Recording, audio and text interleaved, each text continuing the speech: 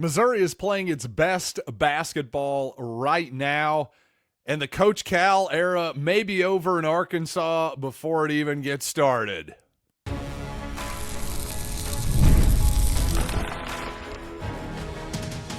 You are Locked On Mizzou, your daily podcast on the Missouri Tigers. Part of the Locked On Podcast Network, your team every day.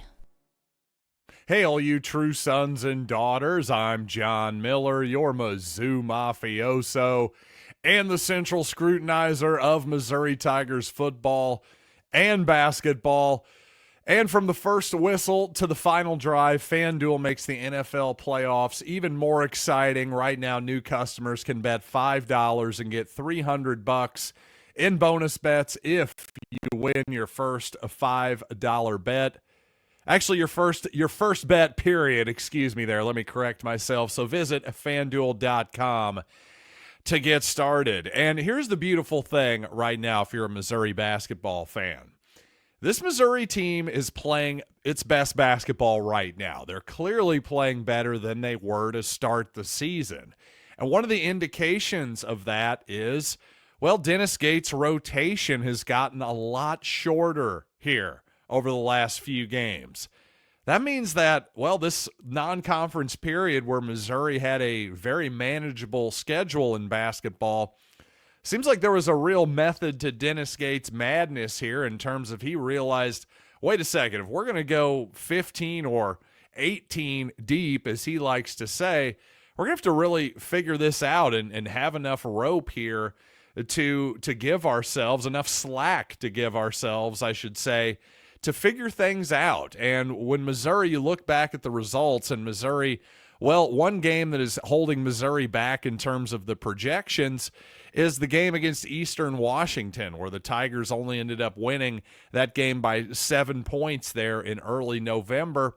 Well, even though that game hurts your projections, I actually think it helps your team.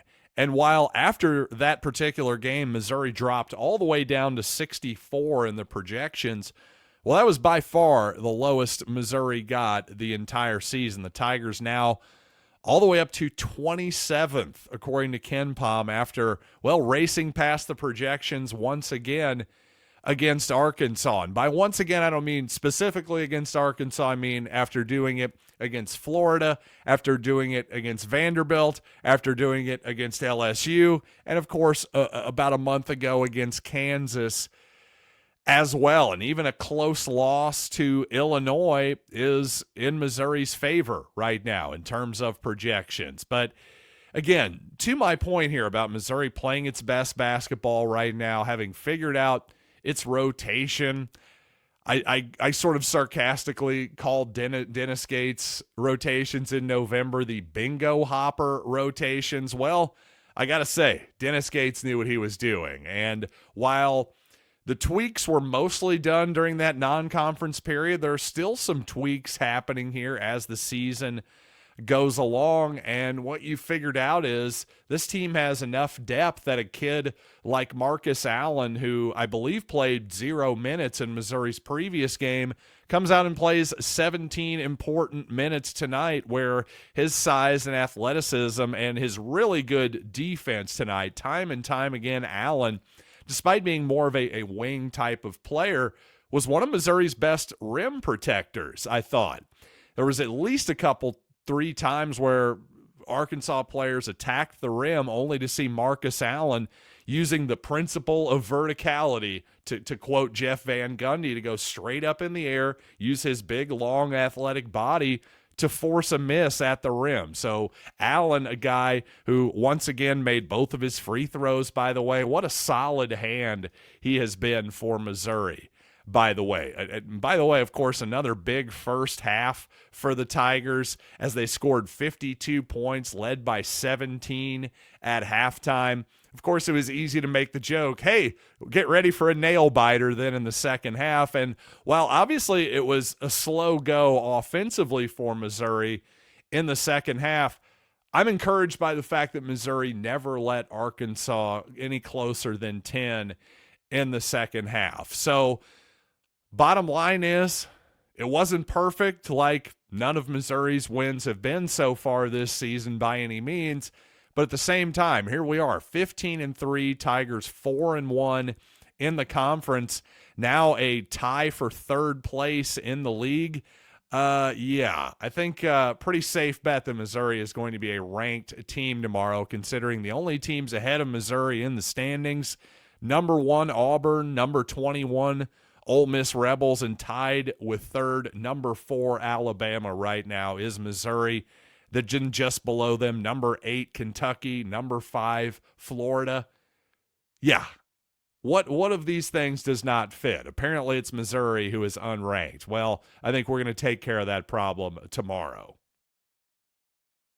Really, Tamar Bates' night was kind of the microcosm of Missouri's game as he got off to a spectacular start with 13 points in just the first 5 to 10 minutes of the game or so, then just 10 the rest of the way. I think I'll give John Calipari some credit. Missouri got off to such a hot start from the three-point line. It really felt like, Arkansas was running Missouri shooters off of the line more as the game went along in the second half. But a really physical ball game.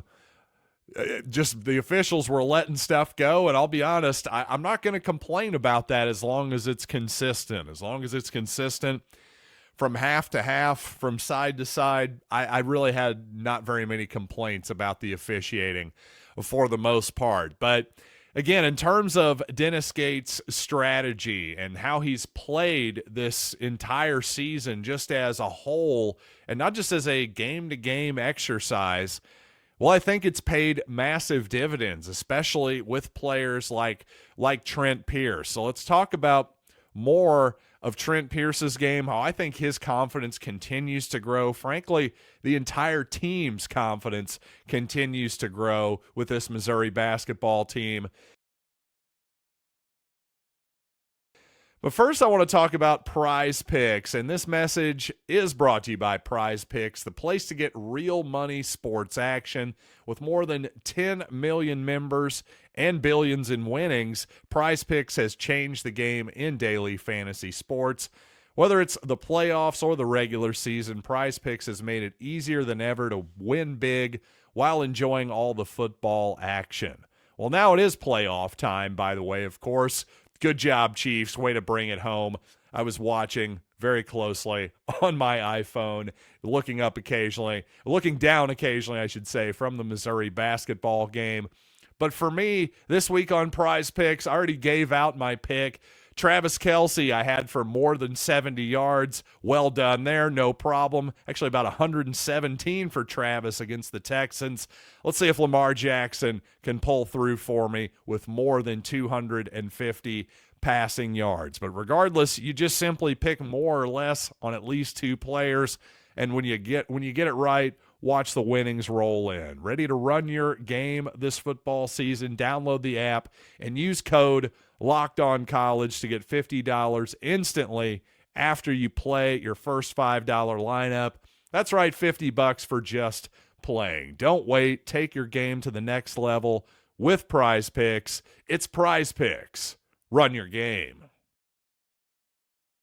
And by a FanDuel. From the final whistle to the final drive, FanDuel makes the NFL playoffs even more exciting. Right now, new customers can bet $5 and get $300 in bonus bets if you win your first bet. That's $300 to keep the action going. And you got to love FanDuel's easy-to-navigate app.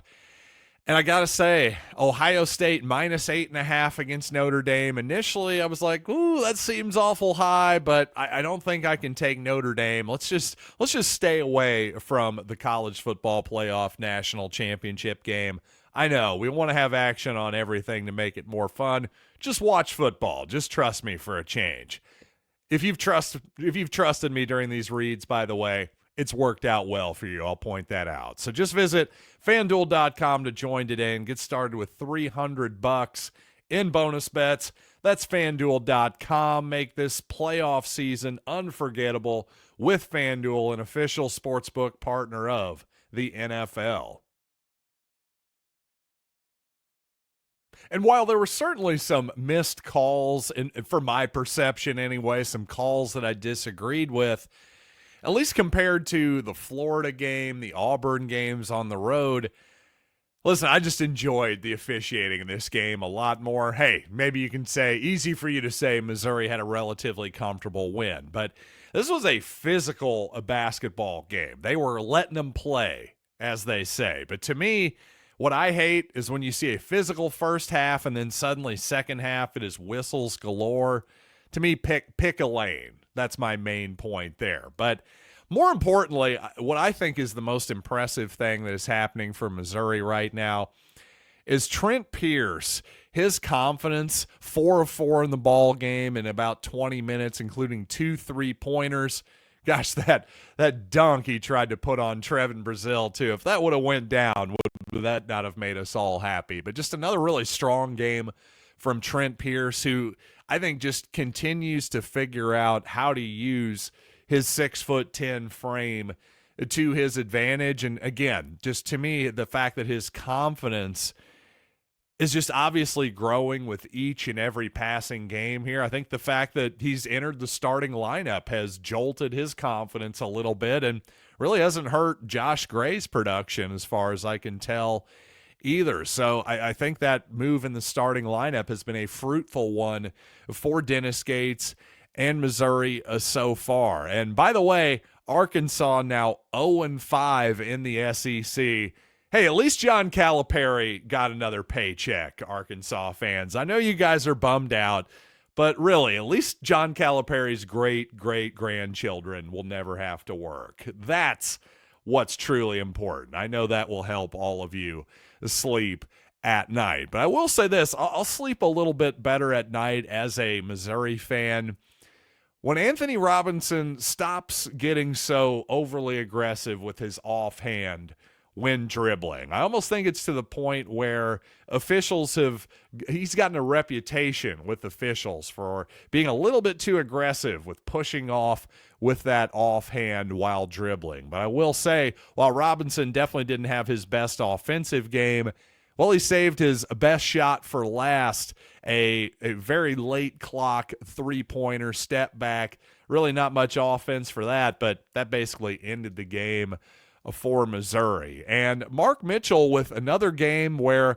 he got to the line plenty, but just the efficiency was not quite there. 6 of 15 from the floor, and I love his aggression. I love how he can take big guys off the dribble with his superior ball handling skills for a guy his size. But at times when there are guys like what's his name? Zonomir Ivisic. By the way, I'm a big Zonomir Ivisic guy, so it was kind of fun to see him show out tonight, I have to admit. But him and Mark Mitchell were going at it the entire game, basically.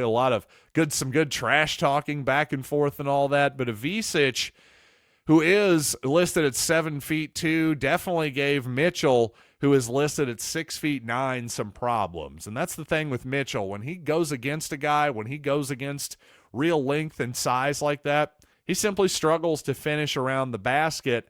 And when he's not getting calls at the rim, well, he's also not the greatest free throw shooter in the world. He does a great job of drawing foul shots, but when he's not making them, that's one of those things that I think, especially in the second half, caused Missouri's offense to bog down a little bit. I think when those moments come, when there's a matchup that maybe doesn't really favor Mitchell, I think that's another one of those opportunities to maybe put Trent Pierce at that 4 spot, Josh Gray at the 5 to make up for the lack of defense, lack of rebounding maybe that you're trading off there, that type of deal.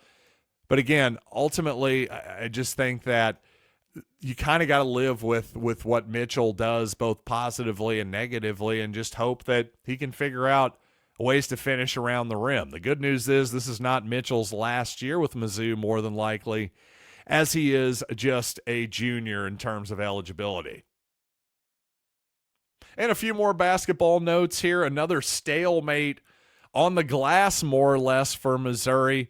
which is good, which is very good because Missouri won the turnover battle and ultimately got more chances at the basket, which showed at the free throw line. And by the way, my guy Peyton Marshall, he got a few minutes tonight, and really I think it's really all about defense for Peyton right now. Now, around the basket, he does need to figure some things out for sure at this level in terms of finishing. He did get one shot blocked in the paint tonight. But still, to me, it's really about the other end of the court right now. It's defensively when he seems to get a little bit lost, and maybe his lack of side-to-side footwork, maybe that gets a little bit exposed at times. And it also shows how good Josh Gray, hey, what a gigantic guy he is, but considering how big he is in those pick-and-roll defenses, he moves his feet really, really well for a big man. So that's one reason why Gray, while he's certainly a limited offensive player to say the least, I think he's still an important piece on this roster that sometimes you need and sometimes you don't, like tonight where we didn't really need him that much and Gray only plays 4 minutes in the basketball game. So good times at Mizzou Arena. Once again, a good time seeing Caleb Grill's parents doing the swag surf, enjoying things. Yes, and also surely they were celebrating their son and also Tamar Bates getting 1,000 points in their career, I have to assume as well. So great victory for Missouri, a 4-1 start and probably the best basketball conference in the country right now. Hard to complain too much about that, but you know what? I'll find some nitpicks here and there. That's why you all love me, and that's why you got to come back for more Locked On Mizzou. Subscribe on YouTube and wherever you get audio podcasts as well for free, of course, and send me all your comments at Locked On Mizzou on social media, everywhere on social, and lockedonmizzou@gmail.com as well. So until next time, I am John Miller. Thanks for listening to Locked on Mizzou.